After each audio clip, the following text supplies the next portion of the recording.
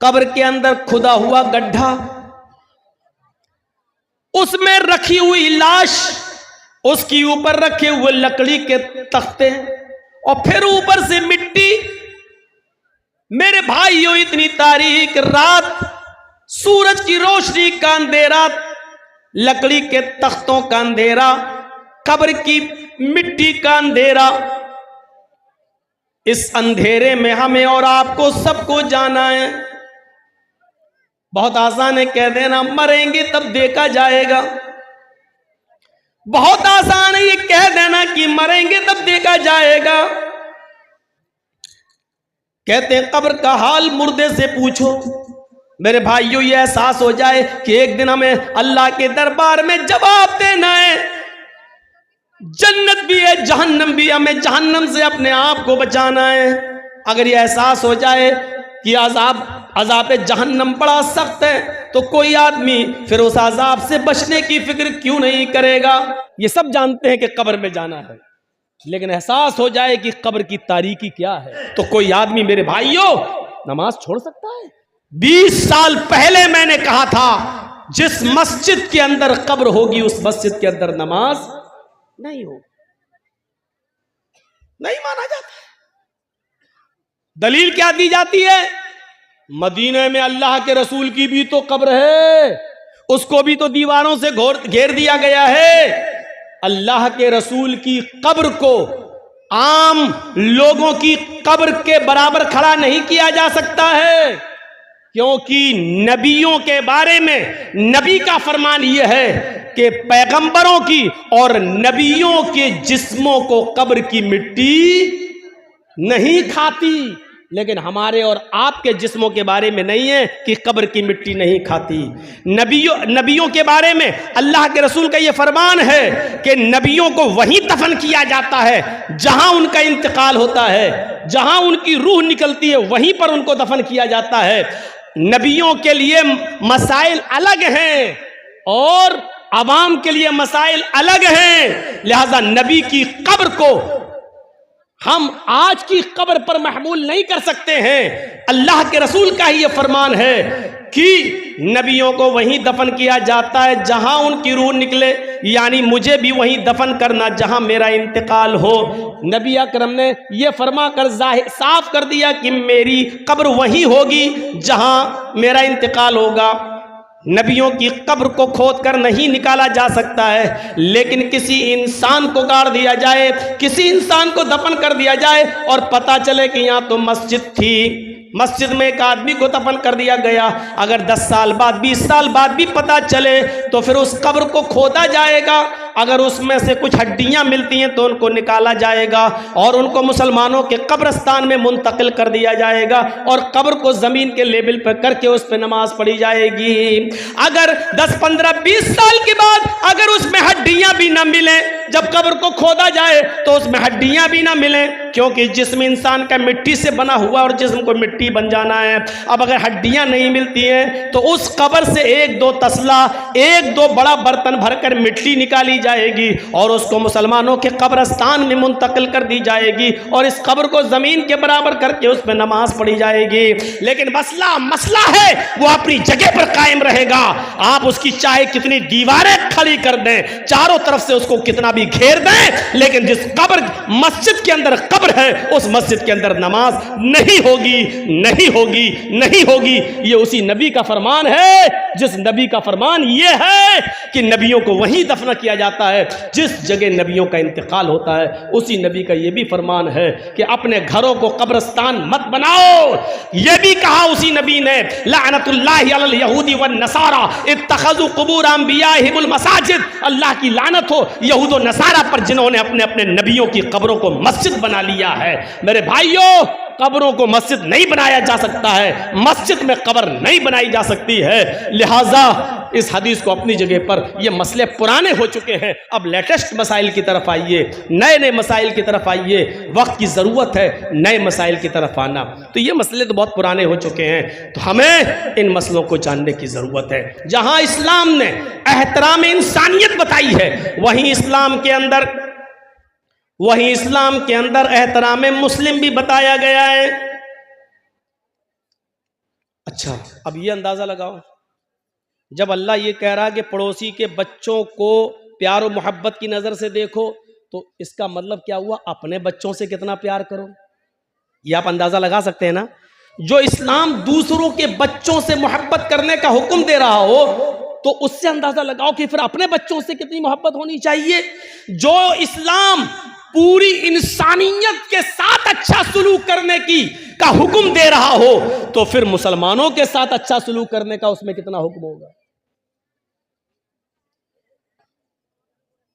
या अय्युहल्लज़ीना आमनुत्तकुल्लाह हक़्क़ तुक़ातिह वला तमूतुन्ना इल्ला व अंतुम मुस्लिमून वअतसिमू बिहब्लिल्लाहि जमीअन वला तफर्रक़ू। इसके बाद वज़कुरू निअमतल्लाहि अलैकुम इज़ कुंतुम अअदाअन फ़अल्लफ़ बैन क़ुलूबिकुम फ़अस्बहतुम बिनिअमतिही इख़वाना। याद करो, आए मुसलमानों, याद करो उस दिन को, उस दौर को याद करो। वज़कुरू निअमतल्लाहि अलैकुम इज़ कुंतुम अअदाअन, कि तुम आपस में एक दूसरे के दुश्मन थे। फ़अल्लफ़ बैन क़ुलूबिकुम, अल्लाह ने तुम्हारे दिलों में उल्फत डाल दी। फ़अस्बहतुम बिनिअमती इख़वाना, तो तुम अल्लाह की इस नेमत से, इस्लाम की नेमत से, कुरान की नेमत से, नबी की नेमत से तुम आपस में भाई भाई हो गए। अल्लाह ने हमें उस दौर को याद दिलाया जब हम आपस में एक दूसरे के दुश्मन थे। एक एक रोटी और एक एक बोटी के पीछे हम एक दूसरे का कत्ल कर दिया करते थे। एक गांव के एक आदमी की बकरी दूसरे के गांव के खेत में, एक आदमी के खेत में चली गई, इतनी सी बात को लेकर झगड़ा शुरू होता है दोनों कबीलों और दोनों खानदानों के बीच में। जानते हो ये लड़ाई कितने दिन तक चली? ये लड़ाई 27 साल तक चली। ये लड़ाई 27 साल तक, और 27 साल के बाद जब ये लड़ाई बंद होती है तो दोनों तरफ से मरने वालों की तादाद गिनी जाती है, तो मरने वालों की तादाद थी 40,000। एक बकरी की वजह से, वो भी सिर्फ थोड़ी सी घास खा ली थी, इतनी सी बात पर दोनों कबीलों में लड़ाई चलती है। तो कितने साल तक चली? 27 साल। और 27 साल के बाद जब बंद होती है तो दोनों तरफ से मरने वालों की गिनती कितनी हुई? 40,000। अंदाजा लगाओ कितने खतरनाक लोग थे, कितनी डेंजर कौम थी। हम लोग तो मौजमपुर लखीपुर को रोते हैं कि इधर जान की कोई कीमत ही नहीं है, कब मार दो और कब नदी में बहा दो। कितनी डेंजर कौम थी। लेकिन ये डेंजर कौम भी जानते हो कितनी हमदर्द बन गई इस कुरान की नेमत से, कि एक गज़वे में, गालिबन गज़वे ज़ातिर रिक़ा के मौके पर सहाबा जंग लड़ते लड़ते जख्मी हो जाते हैं। कोई इस झाड़ी के नीचे, कोई उस झाड़ी के पास, कोई उस पहाड़ी के पास। एक सहाबी पानी लेकर घूम रहे हैं कि कोई जख्मी मिले उसको पानी पिलाऊं। उसकी नजर झाड़ी के किनारे पड़े हुए एक सहाबी के ऊपर पड़ती है जो जख्मों से चू रहे और चीख रहे हैं, पानी पानी। ये सहाबी उसके पास पहुंचते हैं, उनको उठाते हैं, सर पकड़कर अपनी रान के ऊपर रखते हैं,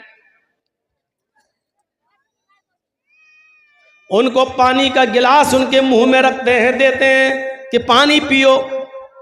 जैसी पानी का गिलास उनके होठों तक जाता है, अभी वो पीते नहीं कि दूसरी झाड़ी से आवाज आती है, पानी, काश मुझे भी पानी मिल जाए, या थोड़ा सा पानी तुम मेरे लिए भी छोड़ देना। ये खुद प्यासा था, इसने पानी नहीं पिया, छोड़ दिया और कहा मेरा भाई मुझसे भी ज्यादा प्यासा है, मुझसे भी ज्यादा पानी का मुतलाशी है, लिहाजा जाओ पहले तुम उसको पानी पिला दो।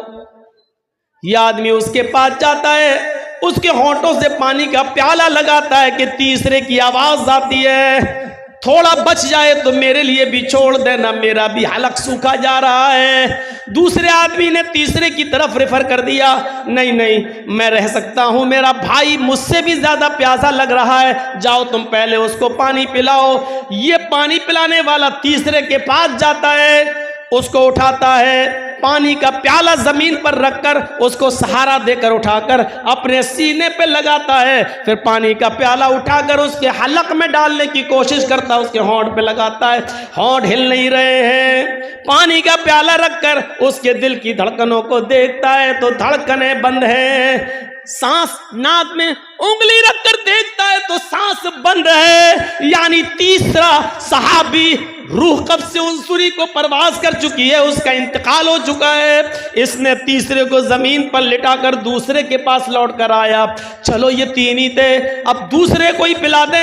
जब दूसरे के पास जाता है तो क्या देखता है, वो भी मुस्कुराते हुए चेहरे के साथ लेटा हुआ है और उसकी भी सांसें बंद हो चुकी हैं। वो जल्दी से भागा कि पहले के पास चलूं। क्या देखता है कि पहला भी जहां आफरी के सुपुर्द कर चुका है, पहला भी अल्लाह को प्यारा हो चुका है। इस सहाबी की भी जान जा चुकी है। जो कौम 40 जो कौम 27 साल तक लड़ती हो, जो कौम 40,000 लोगों के मरने के बाद भी जिनकी तलवारें खून की प्यासी रहती हो, ऐसी डेंजर कौम को अल्लाह के नबी ने कैसा बनाया कि एक सहाबी दूसरे के लिए अपनी जान देने लगे, एक सहाबी दूसरे के लिए अपनी जान न्यौछावर करने लगे। एक सहाबी ने इसलिए पानी नहीं पिया कि मेरा भाई मुझसे ज्यादा प्यासा है, और दूसरे ने इसलिए नहीं पिया कि तीसरा मुझसे भी ज्यादा प्यासा है। जरा आप अंदाजा लगा सकते हैं ये कौन सा जज्बा था। एक आदमी दूसरे के लिए अपनी जान दे रहा है। इसी को कुरान कहता है, वज़कुरू निअमतल्लाहि अलैकुम इज़ कुंतुम आदान फ़अल्लफ़ बैन क़ुलूबिकुम फ़अस्बहतुम बिनिअमति इख़वाना। आए लड़ने वालों, झगड़ने वालों, उस दौर को याद करो, उस जमाने को याद करो जब तुम आपस में एक दूसरे से लड़ते थे, जब आपस में तुम एक दूसरे की गर्दनें उड़ाया करते थे, तुम आपस में एक दूसरे के हरीफ थे, एक दूसरे के दुश्मन थे। फ़अल्लफ़ बैन क़ुलूबिकुम, अल्लाह ने तुम्हारे दिलों में उल्फत डाल दी। ये होता है मुसलमान, एक मुसलमान दूसरे मुसलमान के लिए। अपने लिए तो सभी जीते हैं, दूसरों के लिए जीना असल जीना, दूसरों के लिए। इसलिए फरमाया अल मुस्लिमु मन सलिमल मुस्लिमून मिन लिसानिही व यदिही। मुसलमान तो वो है कि जिसकी जबान से और जिसके हाथ से दूसरे मुसलमान को तकलीफ न पहुंचे। पहले जबान का लफ्ज है, मिन लिसानी व यदी, और जिसके हाथ से। मुसलमान तो वो है कि जिसकी जबान से और जिसके हाथ से दूसरे को तकलीफ ना पहुंचे। इसमें कौन पूरा उतर रहा है? जबान से तकलीफ हम दे रहे हैं, हाथ से तकलीफ हम दे रहे हैं। अरे किसी को कत्ल करना तो बहुत दूर की बात, अल्लाह के नबी सल्लल्लाहु अलैहि वसल्लम ने लोहे का कोई हथियार उठाकर इशारा तक करने से मना किया है। जैसे देख रहा है ये कोई 10 मीटर दूर खड़ा, कत्ल करना तो बहुत दूर की बात है। आप 10 मीटर 20 मीटर दूर से ये कहें देख रहा है ये पूरा का पूरा रामपुरी है, घुसा दूंगा पेट के अंदर। 10 मीटर 20 मीटर की दूरी से इशारा करना भी एक मुसलमान के लिए दूसरे मुसलमान के लिए जायज नहीं है। हम कौन सी दुनिया में? यहां हाल ये है हमारा कि तकलीफ ना हो किसी को, ना जबान से ना हाथ से। भैया देखो सामने से मत उठिए, आप लोग पीछे से उठ के जाइए यार, मेरे सामने से जाते हैं तो बड़ा डिस्टर्ब होता है। कहां जा रहे हो चाचा? अब ये इस उम्र में घर जाके क्या करेंगे, पूछो जरा, सोचो। वो देखिए बेचारे बूढ़ों मियां, शुगर के मरीज हैं लग रहा है। अच्छा, जिन लोगों को पेशाब ज्यादा आता है तो उनको बीच में बैठने की जरूरत क्या है? उनको आगे पीछे दाएं बाएं बैठना चाहिए पहले ही से। ये सिस्टम होना चाहिए, ये सब उसके खिलाफ है अदब के। सामने से उठना। एक बार हैदराबाद में तकरीर कर रहा था, सामने से कोई आदमी आया तो मैं समझा गया जा रहा होगा पेशाब करना है, सीधे मेरा माइक पकड़ के कहता है कैसे बोला। और उसके बाद जो लाठी डंडे टमाटर अंडे चले, वो दौर हमें आज तक याद है।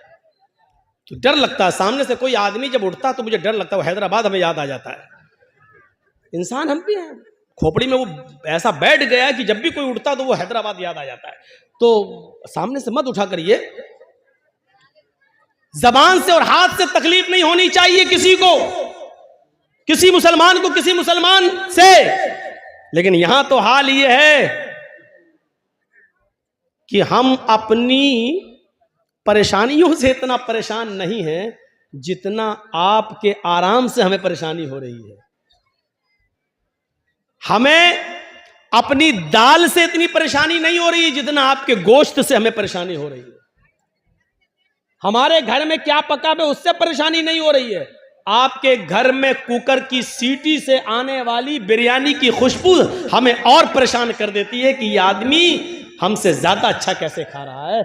यह सूरत हाल हो चुकी है आज की। हम दूसरे को बर्बाद करने के चक्कर में लगे हुए, मिटाने के चक्कर में लगे हुए हैं। और आदमी ये नहीं सोचता कि आप दूसरे के लिए जो कुआं खोद रहे हैं उसमें आप भी गिर रहे हैं। जर्जीस साहब को दुश्मनी है आपसे, अब हम आपको बर्बाद करना चाहते हैं, हम आपके पीछे भाग रहे हैं, आप हमसे जान बचा के भाग रहे हैं। आप उतना नहीं थक रहे हैं जितना मैं थक रहा हूं। क्यों? क्योंकि मुझे पकड़ना है आपको, तो आपसे ज्यादा तेज रफ्तारी से मैं दौड़ूंगा तभी आपको पकड़ पाऊंगा। तो आप उतना नहीं थक रहे हैं, उससे ज्यादा मैं थक रहा हूं। वो आदमी उतना बर्बाद नहीं हो रहा है जितना हम उसको बर्बाद करने में अपने आप को बर्बाद कर रहे हैं। एक आदमी की जमीन का झगड़ा चला दूसरे आदमी से, दूसरे आदमी को 1 लाख की जमीन है लेकिन हमें चाहिए, हमारा पावर है। वो पुलिस में रिपोर्ट करके कोर्ट मुकदमा करके सोच रहा ले लेंगे, लेकिन जमीन 1 लाख की, लेकिन 1 लाख रुपए की जमीन लेने के लिए 3 लाख बर्बाद कर चुका अब तक कोर्ट कचहरी बर्बाद करके। उसने अपने आप को और ज्यादा बर्बाद कर लिया है, लेकिन जिद है कि हमें इसी की जमीन चाहिए। वो 3 लाख रुपए की जमीन और उससे अच्छी कंडीशन में दूसरी जगह मिल जाती है, लेकिन नहीं, हमें इसको सबक सिखाना, इसी की जमीन चाहिए। उसकी 1 लाख की जमीन को लेने के लिए 3 लाख बर्बाद कर चुका है। 3 लाख। मेरे इटावा में एक मौलवी है जो हमें बर्बाद करने के चक्कर में हमारा 5 लाख बर्बाद हुआ तो वो 20 लाख बर्बाद कर चुका है। कितने ये जो टीवी पे जो खबरें आती है ना, ममता का मौलाना और जो जहरीला मौलाना, मैं भी सोचता हूं ये टीवी वालों को देता कौन है। बाद में पता चला कि वो इटावे का मौलाना ही यूट्यूब से कटिंग कर करके निकाल के योगी मोदी के खिलाफ जो हम बोले उसको कटिंग कर करके पैसा दे के चलवाता है कि ताकि ये मौलाना के ऊपर FIR हो जाए। अगर हमें बचने के लिए मेरा 2, 4, 5 लाख खर्च हुआ तो वो बेचारा अब तक 20 लाख खर्च करके अपने आप को बर्बाद कर चुका है। और इसके बाद भी हालत ये है कि पूरे हिंदुस्तान में एक भी जगह अब उसको बुलाया नहीं जा रहा है, उसको निमंत्रण नहीं दिया जा रहा है, उसको कहीं दावत तक नहीं दी जा रही है, क्योंकि वो आदमी, जाति दुश्मनी तो एक दूसरे की माफ की जा सकती है, लेकिन जमाती दुश्मनी बहुत बुरी होती है। उसने पूरे जमात के साथ जो धोखाधड़ी की है, इसी वजह से कोई उसको दावत नहीं दे रहा है। और हम उसके खिलाफ कोई एक्शन इसलिए नहीं लेते हैं कि मरे हुए को मारना मेरी आदत नहीं। मुझे महात्मा गांधी का वो कौल याद आता है कि किसी को मारना हो तो उसका नाम लेना छोड़ दो, उसको नाम मत लो, अपने आप मर जाता है। कुत्ता देखा है? कुत्ता देखा क्या मौलाना साहब? हमारा तो उठना बैठना ही उन्हीं में है। कुत्ते ने देखा एक छुरी पड़ी हुई है और उस छुरी पे खून लगा हुआ है बकरी का ताजा ताजा, और छुरी ऐसे जमीन पर खड़ी है। अब कुत्ते को तो चाटने की आदत होती है, उसने कहा इस पे बकरी का खून लगा है, खून को चाटने के लिए उसने अपनी जबान चलाई। जैसे ही चलाई छुरी पर उसकी जबान कट गई। बकरी का खून तो चाट गया, लेकिन उसकी जबान कट के उसका खून उस पर लग गया। अब कुत्ता क्या समझ रहा है ना, अभी खून बाकी है। उसने फिर दोबारा जबान से चाटा, फिर दूसरी जगह से कट गई। उसने कहा अरे अभी भी बाकी है, फिर चाटा, फिर कट गई। वो उस वक्त तक चाटता रहा कि उसकी जबान कट के गिर गई, और फिर वो खुद हलाक हो गया, मर गया।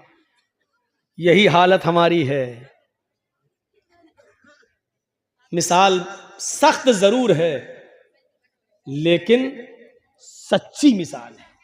हम दूसरे को बर्बाद करने के लिए यही अपने आप को बर्बाद कर लेते हैं, जैसे कुत्ता बकरी के खून को चाटने के लिए अपना ही खून चाटते चाटते अपनी जबान काट बैठा। यही हाल हमारा है। आज जुमे के खुतबे में मैंने सब सुनाया था ना कि वो दो सहाबी थे, जिन लोगों ने ना सुना हो सुनो, जिनके कपड़े की दुकानें पास पास थी। एक आदमी, एक सहाबी का कपड़ा बिक गया, दूसरा कस्टमर आया, दूसरा भी बिक गया, तीसरा कस्टमर आया, उसी दुकान पर तीसरा भी कपड़े के थान ले गया, चौथा आया, उसने चौथा भी उसी को दे दिया, उसी दुकान ने।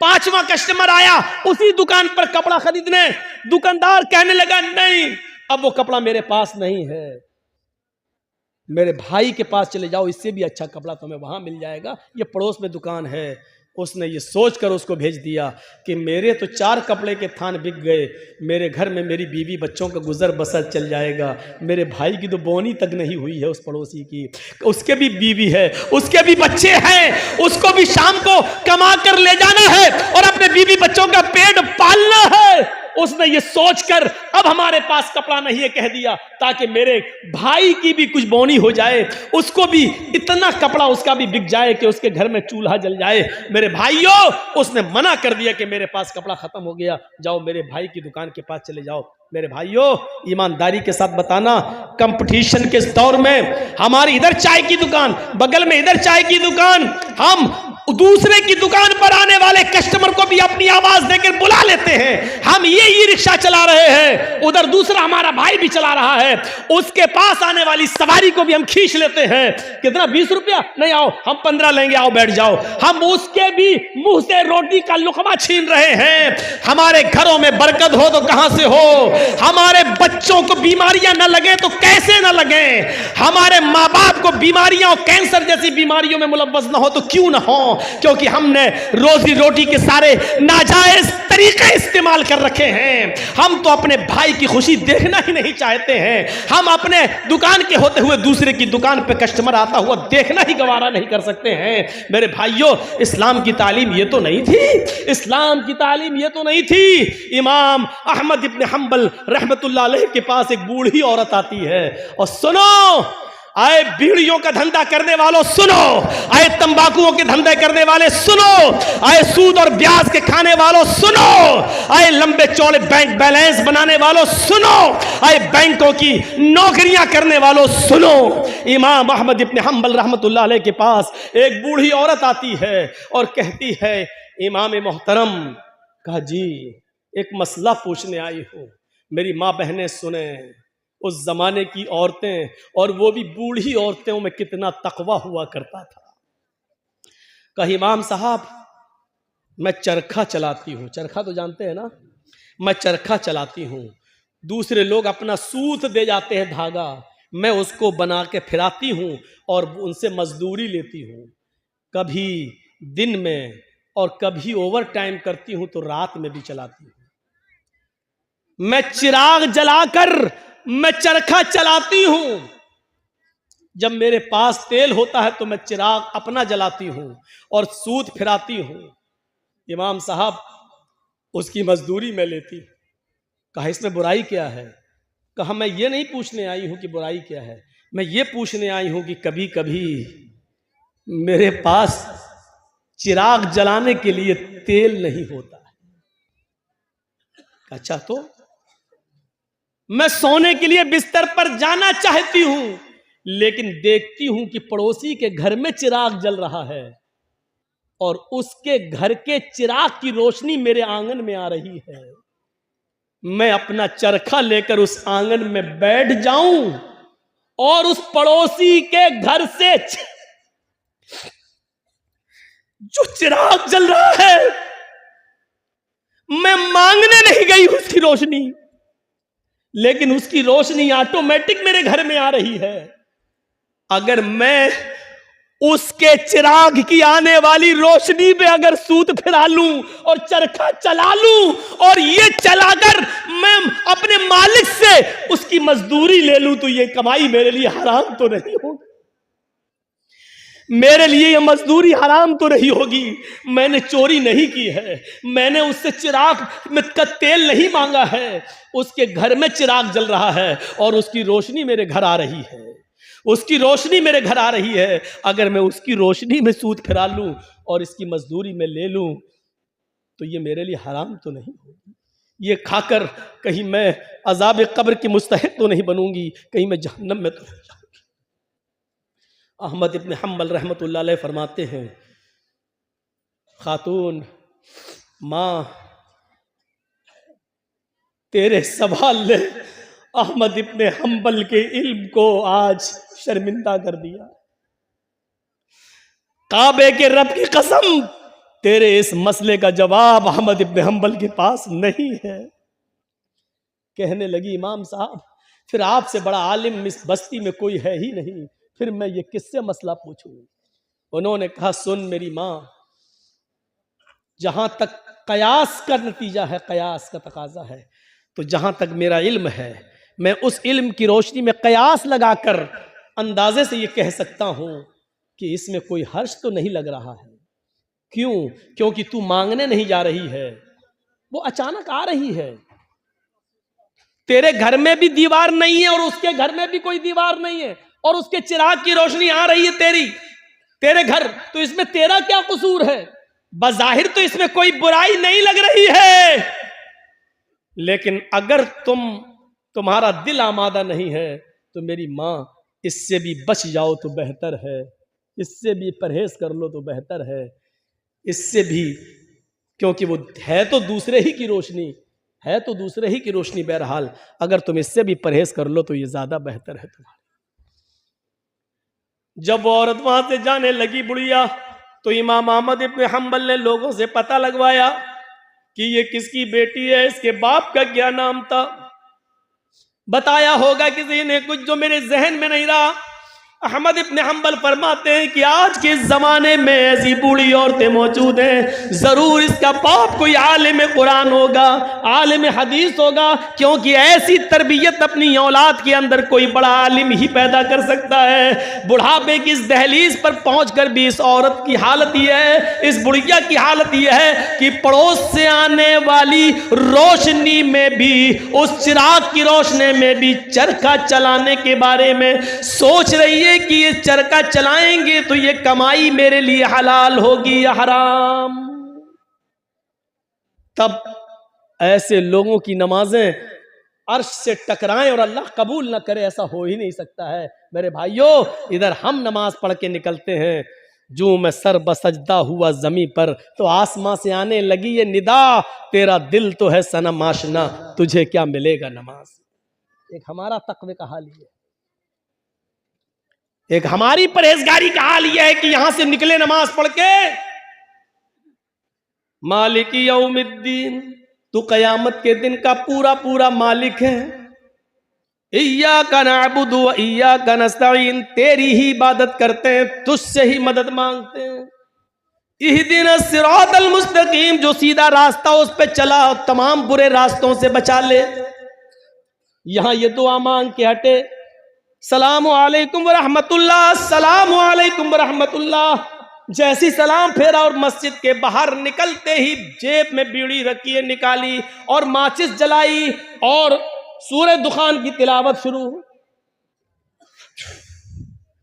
धुआं धक्कड़ शुरू। अभी 10 मिनट भी नहीं हुए ये कहते हुए कि इहदिनस सिरातल मुस्तकीम, आय अल्लाह हमको सीधे रास्ते पे चला, आय अल्लाह गंदे और गलत रास्तों से हमारी हिफाजत फरमा। अभी ये दुआ मांगे हुए 10 मिनट भी नहीं हुए और यहां आकर ये है हमारी इबादतों का और हमारी नमाजों का हाल। मेरे भाइयों, जायजा लो, इमाम अहमद इब्न हम्बल के पास जो बूढ़ी औरत आती है, उस औरत के सवाल से जरा इबरत हासिल करो कि हमारी इबादतें अल्लाह के यहां कबूल हो भी रही होंगी या नहीं हो रही होंगी। सोचो तो सही, गौर तो करो। मेरे भाइयों, यहां आदि इब्ने उमैर है, जंग बदर में गिरफ्तार करके लाए जाते हैं। आदि इब्ने उमैर है, गिरफ्तार करके लाए जाते हैं, पकड़ के लाए जाते हैं, पैरों में बेड़ियां डाल दी जाती हैं। ये आदि इब्ने उमैर मुसाब इब्ने उमैर के भाई हैं, भाई मोमिन है और आदि काफिर है। मुसाब सहाबी और आदि काफिर, दोनों भाई हैं, सगे भाई हैं। अल्लाह के नबी सल्लल्लाहु अलैहि वसल्लम ने फरमाया कि जो गिरफ्तार करके काफिर लाए गए उनके पैरों में बेड़ियां डाल दो। आदि के पैरों में जब बेड़ियां डाली जाने लगी तो मुसाब इब्ने उमैर वहीं खड़े हो गए, और जो उनके पैरों में बेड़ियां डाल रहा था सहाबी आदि इब्ने उमैर के पैरों में वहीं खड़े होकर मुसाब इब्ने उमैर कहने लगे, आए सहाबी अपने दोस्त से, आए दोस्त इसके पैरों में बेड़ियां जरा टाइट डालो, यहां से कस दो, मैं इसको अच्छी तरीके से जानता हूं, ये लॉक तोड़ने में, जंजीर तोड़ने में बड़ा माहिर है, यहां से टाइट कर दो वरना ये तोड़ के भाग जाएगा। जब मुसाब इब्ने उमैर ये कह रहे थे कि इसके पैरों में यहां से टाइट करो, यहां से टाइट करो, यहां से लॉक लगाओ, तो आदि इब्ने उमैर को इतना गुस्सा आ रहा था कि मारे गुस्से के आदि चीख पड़ा, आए मुसाब तुझे शर्म आनी चाहिए, तू उसी उमैर का बेटा है जिसका बेटा मैं हूं, तेरी रगों में उसी बाप का खून तोड़ रहा है जिसका खून हमारी रगों में तोड़ रहा है, लेकिन आज तुझे भाई कहते हुए शर्म आ रही है। तेरी गैरत कैसे गवारा कर रही है कि तेरी आंखों के सामने तेरे सगे भाई के पैरों में बेड़ियां डाली जा रही हैं और तू देख रहा है खड़े होकर, और देख ही नहीं रहा है बल्कि मशवरा दे रहा है कि यहां से टाइट करो। थूकता हूं तुझ पर भाई कहते हुए, शर्म आती है तुझे। इधर मुसाब इब्ने उमैर कहते हैं, चुप, खामोश, तू भाई है मेरा? नहीं, तू मेरा भाई नहीं है। आदि कहता है, क्या उमैर तेरा बाप नहीं है? क्या मेरी मां तेरी मां नहीं है? क्या उमैर का खून तेरी रगों में नहीं दौड़ रहा है? क्या मेरी मां का दूध तेरी रगों में खून बनकर नहीं दौड़ रहा है? जवाब दिया, उमैर मेरा बाप है, ये सच है, तेरी मां मेरी मां है, ये सच है, तूने और मैंने एक ही मां का दूध पिया है, ये भी सच है, तेरी और मेरी रगों में एक ही बाप का खून दौड़ रहा है, यह भी सच है, लेकिन यह सच नहीं है कि तू मेरा भाई है। जानता है मेरा भाई कौन है? आदि ने कहा, फिर कौन है अगर मैं तेरा भाई नहीं हूं? मेरा भाई वो है जो तेरे पैरों में बेड़ियां डाल रहा है? ये तेरा भाई है? हाँ, इसलिए कि मेरे इस भाई ने कलमा पढ़ा है, अशहदु अल्ला इलाहा इल्लल्लाह व अशहदु अन्ना मुहम्मदन अब्दुहु व रसूलुहु। बुखारी शरीफ की हदीस के इस वाक़े से हमें यह पता चलता है मेरे भाइयों कि इस्लाम लाने के बाद, ईमान कलमा पढ़ने के बाद, ला इलाहा इल्लल्लाह मुहम्मदुर रसूलुल्लाह का इकरार करने के बाद, इस्लामी रिश्ते से कलमे की बुनियाद पर अपने साथी की जो इज्जत होती है वो फिर सगा भाई भी वो दर्जा नहीं रखता है। क्या जवाब दिया? खूनी रिश्ते को कुर्बान कर दूंगा, लेकिन कलमे की बुनियाद पर ये मेरा भाई है, इस रिश्ते को मैं कुर्बान नहीं करूंगा। आए आदि, तू मेरा भाई नहीं, मेरा भाई वो है जो मेरे पैरों में बेड़ियां डाल रहा है, इसलिए कि इसने कलमा पढ़ा है, अशहदु अल्ला इलाहा इल्लल्लाह व अशहदु अन्ना मुहम्मदन अब्दुहु व रसूल। इस कलमे की बुनियाद पर ही ये मेरा भाई है, तू भाई नहीं है। ये होता है इस्लामी रिश्ता, और इस्लामी रिश्ता इतना अहम होता है कि उसके लिए खूनी रिश्ते को कुर्बान कर दिया जाता है। अरे कम से कम उतना ही करो जो अपने लिए पसंद करो, वो अपने भाई के लिए पसंद, अपने मुसलमान भाई के लिए पसंद कर लो, यही काफी, इतना ही करो। आज के जमाने में सईद इब्ने जुबैर को हज्जाज इब्ने यूसुफ की पुलिस ढूंढ रही थी, सईद इब्ने जुबैर को हज्जाज इब्ने यूसुफ की पुलिस ढूंढ रही थी। हुक्म था उसको पकड़कर जिंदा मेरे पास लाओ, उसको कत्ल किया जाएगा। सईद इब्ने जुबैर बड़े नेक आदमी थे, लेकिन हज्जाज इब्ने यूसुफ ने बड़े नेक लोगों को ही कत्ल किया है, एक एक करके न जाने कितने सहाबा को उसने कत्ल किया है। हज्जाज इब्ने यूसुफ ने सईद इब्ने जुबैर को पुलिस ढूंढ रही थी, पुलिस तलाश कर रही थी, लेकिन सईद इब्ने जुबैर किसी के हाथ नहीं लग रहे थे। रात को वो बहुत सी दूरी तय करके हज्जाज इब्ने यूसुफ की सल्तनत से निकलना चाह रहे थे, उसके मुल्क से बाहर भागने की कोशिश कर रहे थे ताकि मेरी जान बच जाए, लेकिन रात का वक्त था, अंधेरे में फायदा उठाकर वो जाया करते थे, और जब सुबह होती थी तो कहीं पनाह ले लिया करते थे ताकि हज्जाज इब्ने यूसुफ की पुलिस हमको न पकड़ ले। एक दिन रात को इशा की नमाज के बाद किसी मुसलमान के घर वो खाना खाने के लिए रुके थे। और मुसलमानों ही में से किसी ने जासूसी कर दी। हज्जाज इब्ने यूसुफ की पुलिस को बता दिया कि सईद इब्ने जुबैर फला आदमी के घर रुके हुए हैं और रात का हिस्सा गुजरने के बाद वो इस घर से निकलेंगे और वो फिर भागेंगे। हज्जाज इब्ने यूसुफ की पुलिस आती है और इशा की नमाज के बाद उस घर पे छापा मारती है। सईद इब्ने जुबैर पकड़ लिए जाते हैं। अब बताता हूं जासूसी किसने की? अपनों ने। अपने ही जासूसी करते हैं। लॉकडाउन के मौके पर आपने देखा होगा हमारे उत्तर प्रदेश में तो वही हाल था, जब हर चीज का गोश्त बंद था, कुछ नहीं ले सकते थे और चोरी छुपे कोई अगर भैंस काट लेता था तो अपने ही लोग जासूसी करते थे, फलां के घर में भैंस हुई है, और पुलिस आकर छापा मारती थी। जितने की भैंस नहीं उससे ज्यादा जुर्माना वसूल करती थी। अपने ही जासूसी करते हैं। इनाम का लालच होगा, इतना मिलेगा। सईद इब्ने जुबैर पकड़ लिए जाते हैं और सईद इब्ने जुबैर को हज्जाज इब्ने यूसुफ के पास लाया जा रहा है। लेकिन जहां पकड़े गए वहां से हज्जाज इब्ने यूसुफ इतना दूर है कि वहां तक जाने में 1 हफ्ता लग जाएगा। घोड़े पर, ऊंट पर बैठकर सफर किया जाए तो 1 हफ्ता लग जाएगा। कितना? 1 हफ्ता। लेकिन चल रहे हैं। नमाज का वक्त होता, वो नमाज पढ़ते। सफर में रोजा माफ है, लेकिन सईद इब्ने जुबैर सफर में भी रोजा रख रहे हैं, क्योंकि उनको मालूम हो चुका है कि अब मेरी मौत का वक्त करीब है। हज्जाज के सामने मैं लाया जाऊंगा और मुझे कत्ल कर दिया जाएगा।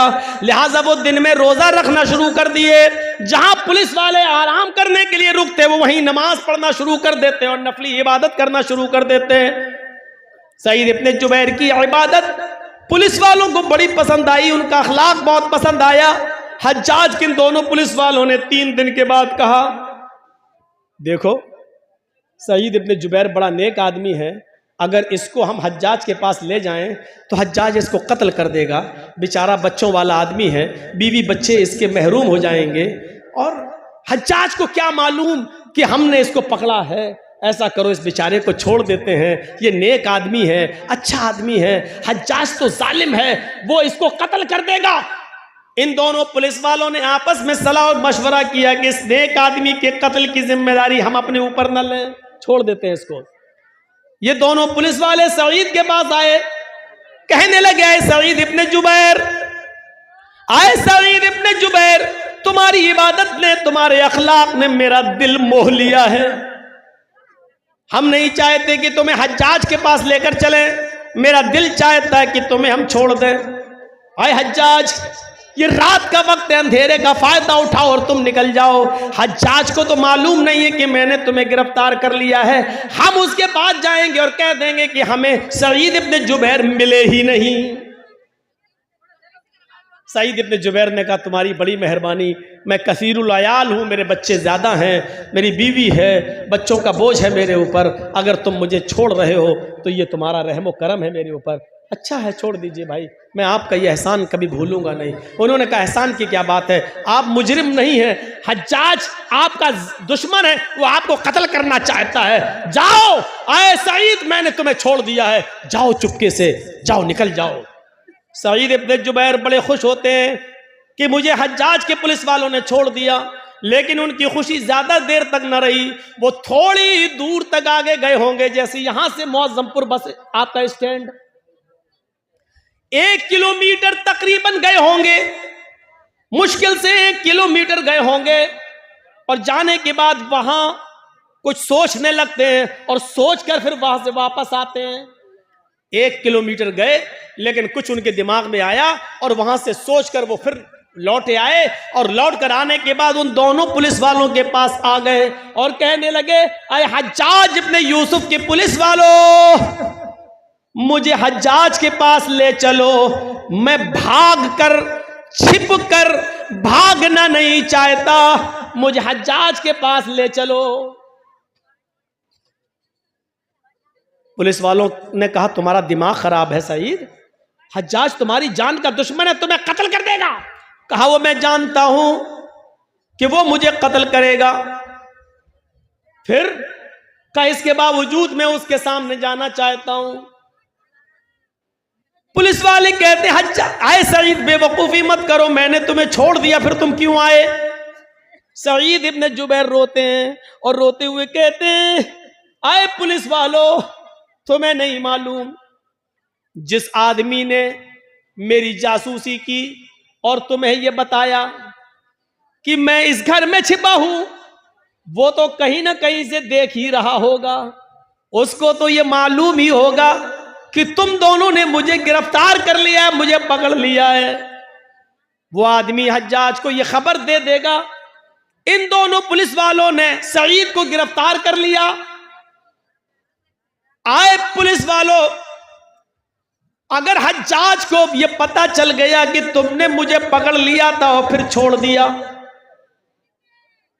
तो मैं तो बच जाऊंगा, लेकिन फिर तुम्हारा हश्र यह होगा कि तुम दोनों को खूनी चमड़े पर लिटाकर बिठाकर तुम्हारी गर्दनों को उड़वा देगा। और मैं ये नहीं चाहता कि मेरी जान बच जाए और मेरे बदले में तुम दोनों की जान चली जाए, मेरी गर्दन महफूज रहे और तुम दोनों की गर्दनें कट जाएं। अल्लाह के नबी ने फरमाया, जो अपने लिए पसंद करो वो अपने भाई के लिए पसंद करो, और जो अपने लिए पसंद ना करो वो अपने भाई के लिए पसंद ना करो। जब मुझे अपनी गर्दन अपने लिए कटाना पसंद नहीं है, तो अपने वजह से, मेरी वजह से तुम दोनों की गर्दनें कट जाएं, ये मुझे कैसे पसंद हो सकता है? अगर मेरे बीवी बच्चे हैं तो आपके भी तो बीवी बच्चे हैं, फिर मेरे बीवी बच्चों में मैं खुश रहूं और तुम दोनों की जान जाए और तुम दोनों की बीवी बच्चे एक दूसरे के ऊपर बोझ बन जाएं, ये इस्लाम ने नहीं सिखाया, ये हमारे नबी ने नहीं सिखाया। आए हज्जाज के पुलिस वालों, मुझे हज्जाज के पास लेकर चलो। इसके बावजूद उन दोनों ने समझाया, लेकिन नहीं माने सईद इब्ने जुबैर, हम अपने लिए तुम्हारी जिंदगी खतरे में नहीं डाल सकते हैं। आखिरकार जिद करते रहे और वो दोनों पुलिस वाले उनको पकड़कर हज्जाज के सामने ले आए। हज्जाज ने कहा, बहुत बहुत मुबारक, तुम इनको पकड़ कर लाए हो, तुम्हें इनाम से नवाजा जाएगा। और कहा, कोई ख्वाहिश है तुम्हारी? उन्होंने वही ख्वाहिश जाहिर की कि हमें 2 रकात नमाज पढ़ना है। कहा, पढ़ लो। खूनी चमड़ा बिछा दिया गया। कुछ खाना है, कुछ पीना है? कहा, नहीं। क्यों? आखिरी तमन्ना तो सबसे पूछी जाती है, कुछ खाना हो पीना हो तो बता दो। सईद इब्ने जुबैर ने कहा, इन्नी साइमुन, मैं रोजे से हूं। हज्जाज इब्ने यूसुफ ने कहा, चलो। पीछे से हाथ बांध दिए गए, खूनी चमड़ा बिछा दिया गया, गर्दन नीची कर दी गई और हज्जाज के एक जल्लाद ने पूरी ताकत के साथ अपनी तलवार चलाकर सईद इब्ने जुबैर को एक ही बार में उनकी गर्दन को उनके तन से जुदा कर दिया। पूरा वाकया बताने का मेरा मकसद सिर्फ यह है कि सईद इब्ने जुबैर ने अपनी गर्दन कटाना गवारा कर लिया, लेकिन अपनी वजह से उन दोनों मुसलमान पुलिस वालों की जिंदगी खतरे में नहीं डाली। ये मुसलमान होता है जो अपनी वजह से दूसरे को मुसीबत में नहीं डालता है, जो अपनी वजह से दूसरे को तकलीफ में नहीं डालता है। वो मुसलमान ही क्या जिसकी वजह से दूसरे को तकलीफ पहुंचे। और हम तो उस वक्त सबसे ज्यादा खुश होते हैं जब हमारी वजह से हमारा पड़ोसी बेचैन हो। उस जमाने में क्या हाल था, एक आदमी के घर में बहुत से चूहे थे जो उसको तंग करते थे। उसने लोगों से पूछा, मैं क्या करूं बताओ? किसी ने कहा, एक बिल्ली ले आओ, बिल्ली पाल लोगे, चूहों को खाती रहेगी।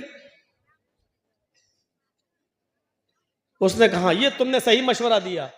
3-4 दिन के बाद उसी आदमी ने पूछा, क्या हुआ, बिल्ली लाए? उसने कहा, नहीं लाए। कहा, फिर क्या हुआ? क्या हुआ, चूहे हैं, अब क्या करेंगे?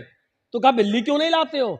कहा, मैं बिल्ली खरीदने का इरादा किया कि मैं बिल्ली लाऊं और पाल लूं, लेकिन ये सोचकर नहीं लाया कि जब मेरे घर में बिल्ली आ जाएगी तो कुछ 2-4 चूहों को खा लेगी और बहुत से चूहे तो डर के मारे मेरा घर छोड़ देंगे और भाग जाएंगे, और वो घर छोड़कर भागेंगे तो मेरे पड़ोस में घुस जाएंगे। और अल्लाह के नबी ने फरमाया, पड़ोसियों का बहुत बड़ा हक है। जो चीज मैं अपने लिए पसंद नहीं करता हूं, चूहे वो डर के मारे मेरे पड़ोस के घर में पहुंचकर उनको वही तकलीफ दे जो मेरे घर में मुझे तकलीफ दे रहे हैं। तो ये भी तो सही नहीं है कि मैं अपनी तकलीफ से बच जाऊं लेकिन अपनी तकलीफ अपने पड़ोसी को दे दूं। ये कौन सा ईमान था यार, ये कौन सा जज्बा था? है?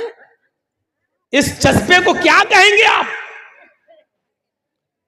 यहां तो बदगुमानियां हमने इतनी पाल रखी है एक दूसरे के खिलाफ।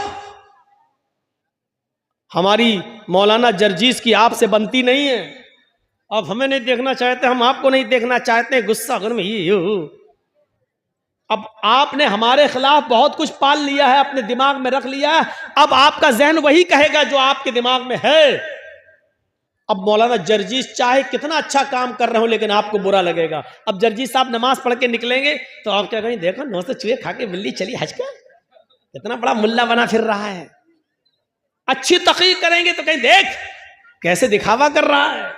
क्यों? क्योंकि आपके दिमाग में मेरे ताल्लुक से वही भरा है।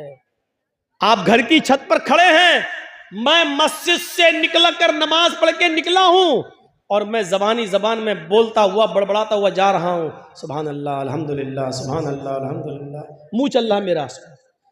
और आपकी नजर मेरी नजर से मिल गई। आप घर की छत पे खड़े हैं, मेरे होंठ हिल रहे हैं और मैंने आपको देख लिया और आपने छत पे देखा ये होंठ हिल रहे हैं, तो आप समझेंगे ये कमीना मुझे गाली दे रहा है। ये बदगुमानी है। यही कुरान कहता है, या अय्युहल्लज़ीना आमनुज्तनिबू कसीरम मिनज़्ज़न्न इन्न बअज़-ज़न्नि, मोमिनो ईमान वालों एक दूसरे के बारे में ज्यादा बुरे गुमान मत किया करो। बाज गुमान इंसान को गुनाहगार बना देते हैं। एक लड़की हेडफोन लगाकर चली आ रही है, बातें करती हुई जा रही है। उधर चाय की दुकान पे लड़के बैठे हैं, कहते हैं बॉयफ्रेंड से बात करती हुई जा रही है। यही है बदगुमानी। हो सकता है कि वो अपनी माँ से बात कर रही हो सकता है कि वो हॉस्पिटल जा रही हो और उसका बाप बीमार हो, वो अपने भाई से अपने बाप की दवाओं के बारे में पूछ रही हो। हाँ, ये भी हो सकता है कि वो बॉयफ्रेंड से बात कर रही हो। लेकिन हमें अच्छा सोचने का हुक्म दिया गया है, बदगुमानी से हमें रोका गया है कि या अय्युहल्लज़ीना आमनुज्तनिबू कसीरम मिनज़्ज़न्न, ईमान वालों तुम ज्यादा गुमान मत किया करो, ज्यादा बदगुमानियों से बचो। इन्न बअज़-ज़न्नि, बाज़ बदगुमानियां इंसान को गुनाहगार बना देती हैं। अच्छा, जरूरी भी तो नहीं है, और ये बात जरूरी भी तो नहीं है कि हम जो सोचे वो सही हो। और कभी कभी हो सकता है दो आदमी हम लोग बैठे हैं और दोनों किसी के बारे में सोच रहे हो, दोनों गलत हो। मिसाल के तौर पर हमारे बगल में ये मौलाना साहब बैठे हैं, ये डॉक्टर हैं, हम भी डॉक्टर हैं। एक मिसाल, एक आदमी लंगड़ाता हुआ चला आ रहा है, जर्जीस साहब कह रहे हैं कि उसके पैर में मोच आ गई है इसलिए लंगड़ा रहा है। मैं डॉक्टर हूं, मुझे तजर्बा है कि उसके पैर में मोच आ गई है इसलिए लंगड़ा रहा है।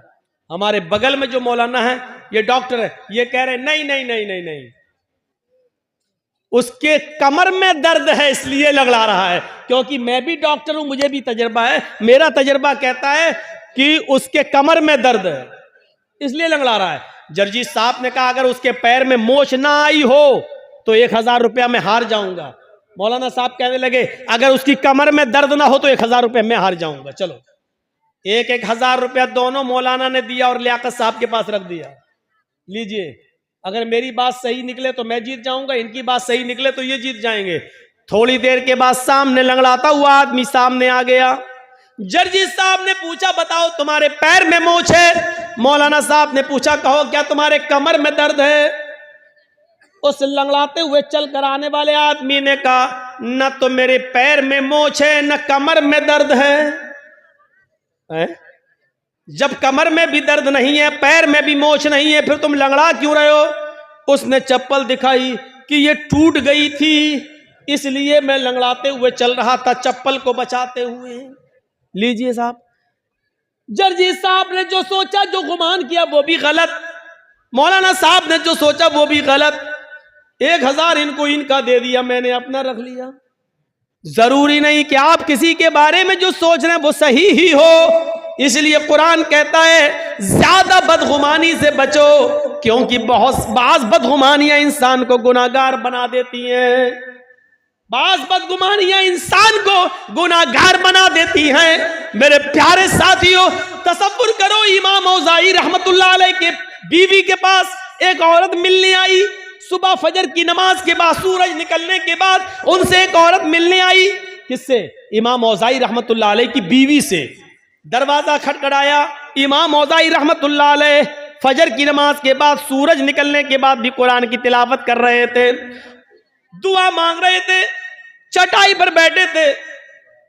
जब दरवाजे पर दस्तक की आवाज सुनी तो जाते हैं और दरवाजा खोलते हैं तो क्या देखते हैं, उनके गांव की एक औरत दरवाजे पर खड़ी है। उस औरत ने कहा, इमाम साहब मुझे आपकी बीवी से मुलाकात करना है, मैं आपकी बीवी से मिलने आई हूं। इमाम औज़ाई रहमतुल्लाह अलैह ने कहा, अंदर आओ। उन्होंने कुरान लिया और खुद बीवी के रूम में चले गए और अपनी बीवी से कहा, तुमसे मोहल्ले की कोई औरत, गांव की कोई औरत मिलने आई। इमाम औज़ाई की बीवी निकल के आई और उस मोहल्ले की औरत को उसी चटाई के ऊपर बिठा दिया जिस चटाई पर इमाम औज़ाई कुरान पढ़ रहे थे। वो औरत जैसी ऐसे बैठी, ऐसे, तो ये पीछे चटाई पर कुछ पानी पड़ा हुआ था, वो उससे वो भीग गई, पूरा वो तर हो गई और ऐसे झटकने लगी, शर्म नहीं आती, तुमने मुझे यहां बिठाल दिया। उसकी नजर पड़ी तो इमाम औज़ाई का 3 साल का बच्चा, छोटा सा बच्चा, नंगा घूम रहा था। नहीं कपड़े पहने हुए थे, छोटे छोटे बच्चे कभी ऐसे ही होते, नंगा। वो समझी कि इस बच्चे ने पेशाब किया है, इसीलिए उसकी चड्डी अड्डी उतार दी गई है, ये नंगा है और इस बच्चे के पेशाब पे हमें बिठा दिया इस औरत ने। कहने शर्म नहीं आई, तुमने इस बच्चे के पेशाब पे मुझे बिठा दिया है।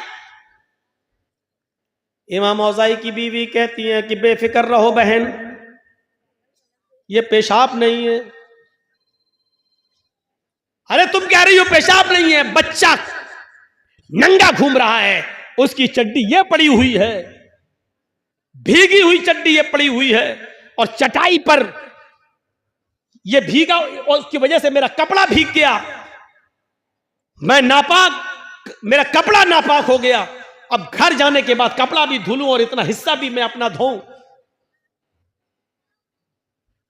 इमाम औज़ाई की बीवी कहती है, मेरी बहन मैं तुमसे फिर कहती हूं कि बेफिक्र रहो, ये मेरे बच्चे का पेशाब नहीं है, आपका कपड़ा नापाक नहीं हुआ है, आपको इन्हीं कपड़ों में नमाज पढ़ लेनी है, धोने की जरूरत नहीं है। उस औरत ने कहा इमाम औज़ाई की बीवी से, इमाम साहब की बीवी, मैं कैसे यकीन कर लूं, मुझे यकीन दिलाओ, अगर ये पेशाब नहीं है तो ये पानी कहां से आया? मुझे पानी की कोई बोतल नहीं दिखाई दे रही है, आसपास कोई घड़ा, कोई मटका, कोई सुराही नहीं दिखाई दे रही है, फिर ये पानी कहां से आ गया है, मुझे बताओ। इमाम औज़ाई की बीवी ने लास्ट में आकर कहा, मेरी बहन अब सुनो, बार बार कह रही हो, मैं बताना नहीं चाहती थी लेकिन अब बताना पड़ रहा है, ये जिसको तुम पानी समझ रहे हो ये पानी नहीं है, ये मेरे शौहर हैं इमाम औज़ाई। ये फजर की नमाज पढ़ने के बाद घर में आते हैं, सूरज निकलने तक ये कुरान की तिलावत करते हैं इसी चटाई पर बैठकर, और जब सूरज निकल जाता है तो उसके बाद में ये दुआ मांगते हैं, मग़फ़िरत, तौबा करते हैं, इस्तिग़फ़ार करते हैं। और जब अल्लाह से ये तौबा करते हैं, मग़फ़िरत की दुआ करते हैं, इस्तिग़फ़ार करते हैं तो इतना रोते हैं, इतना रोते हैं, इतना रोते हैं कि इनके आंखों के आंसुओं से ये चटाई तर हो जाती है। आए इस गांव की औरत, मेरी बहन, जिसको तुम पानी समझ रही हो, ये पानी नहीं है, ये मेरे शौहर इमाम औज़ाई की आंखों से गिरने वाले आंसू हैं, उन आंसुओं की वजह से ये चटाई भीग गई है और उस चटाई पर तुम बैठ गई हो, ये आंसू हैं, पानी, पेशाब नहीं है, बेफिक्र होकर तुम नमाज पढ़ सकती हो, तुम्हारा कपड़ा नापाक नहीं हुआ। आप गौर कीजिए, लड़का नंगा है, उसका ऊपर चड्डी उसकी वही पड़ी हुई है। गांव की औरत ने भी यही सोचा कि ये पेशाब होगा क्योंकि बच्चा नंगा घूम रहा है, लेकिन जरूरी नहीं कि उसने जो सोचा वो सही हो। हम कभी कभी कुछ और सोचते हैं और निकलता कुछ और है, हकीकत कुछ और होती है। इसलिए इस बात को सोचने की कोशिश जरूरत है, हम किसी के बारे में ज्यादा बदगुमानी ना करें। अमीर माविया रहमत रजी अल्लाह ताला अन्हु की बीवी भी अपने घर में मेहमान नवाजी पसंद नहीं करती थी। मेहमान आ जाए, बहुत सी औरतें ऐसी होती हैं घर में खूब अच्छा खाओ पकाओ, शौहर बच्चों को खूब खिला देंगी, लेकिन जहां उनके घर 2 दिन मेहमान आ जाए, 2 मेहमान लो आ गया, अब इसके लिए जागो, ऐसा लगता है ये शादी करके नहीं लाया, नौकरानी बना के लाया हमें अपने घर में। अमीर माविया के घर में एक मर्तबा एक मेहमान आया और उसने कहा कि मुझे 2-3 दिन रुकना है। कहा ठीक है रुको, बाहर का कमरा दे दिया, खाना वाना खिलाया। अमीर माविया की बीवी को मेहमान नवाजी पसंद नहीं थी, वो सोचने लगी कि कुछ कमी निकालूं। कहा क्यों, ये मेहमान है, कहाँ कितने दिन रहेंगे? कहा पता नहीं कितने दिन रहेगा, 3 दिन तो वैसे ही उसका हक है, 3 दिन तक तो मैं उसको कुछ कह ही नहीं सकता, 3 दिन के बाद अगर रहता तो उसकी मर्जी। अच्छा ठीक है। शाम का वक्त हुआ, इमाम अमीर माविया की बीवी ने सोचा कोई ऐसी कमी निकालूं, इसको घर से निकलवा दूं।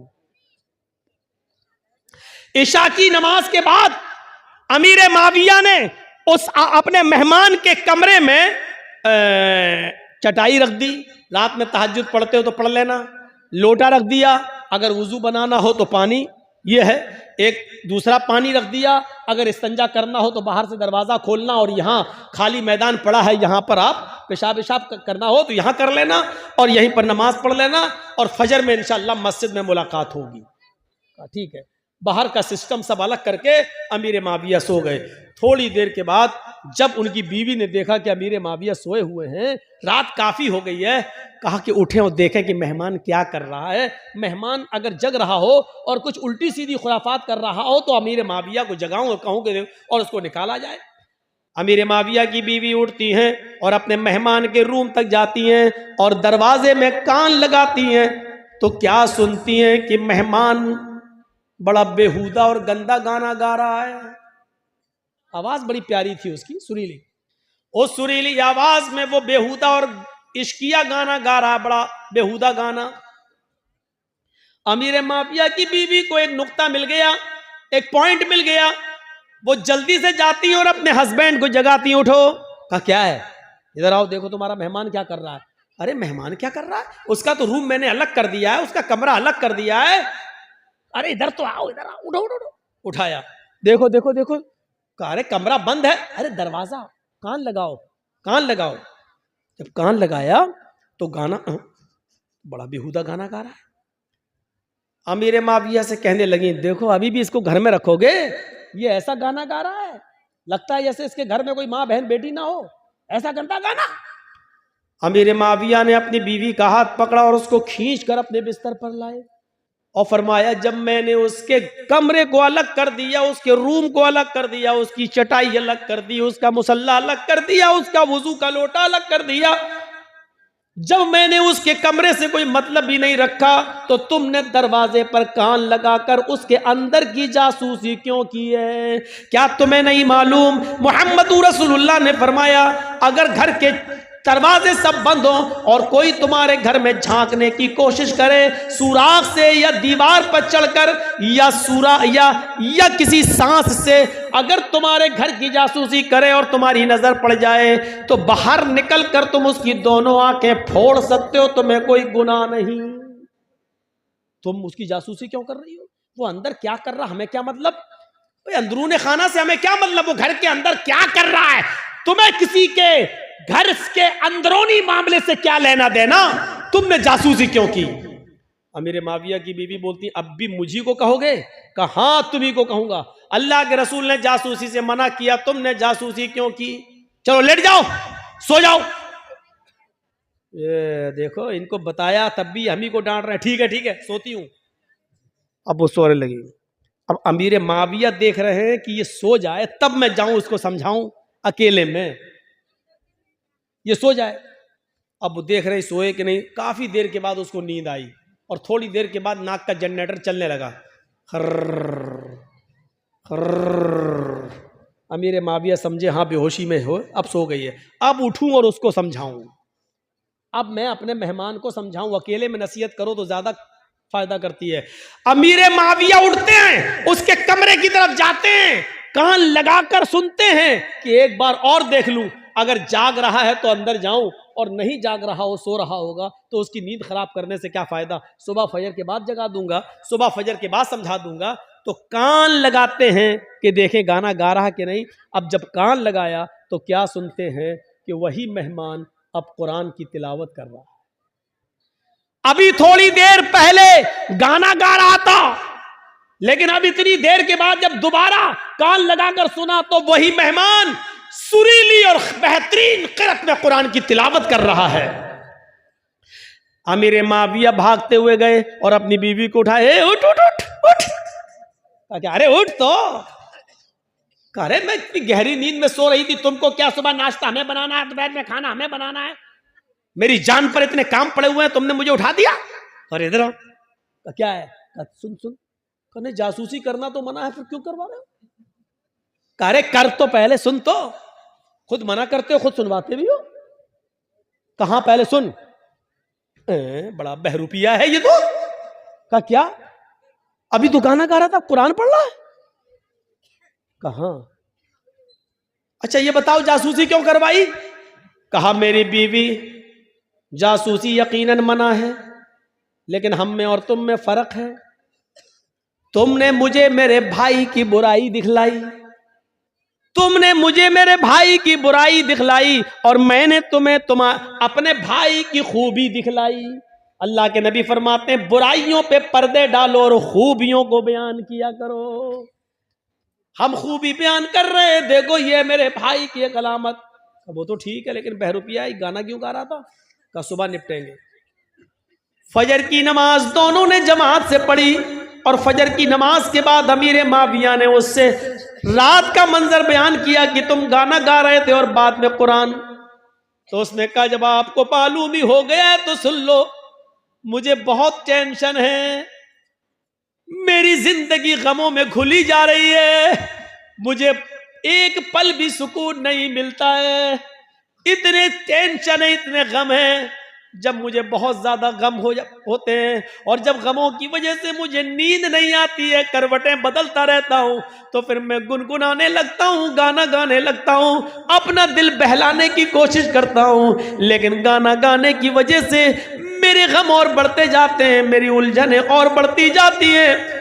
फिर मैं वुजू बनाता हूं और कुरान की तिलावत करना शुरू कर देता हूं, इसलिए कि अल्लाह ने फरमाया अला बिज़िक्रिल्लाहि तत्मइन्नुल कुलूब, अल्लाह का जिक्र करने से ही दिलों को सुकून मिलता है। इसलिए मैं दिल को सुकून हासिल करने के लिए मैं कुरान की तिलावत करने लग जाता हूं। अमीर माविया ने कहा जिंदगी से लड़ना सीखो, जिंदगी से लड़ना सीखो, गमों को पछाड़ना सीखो।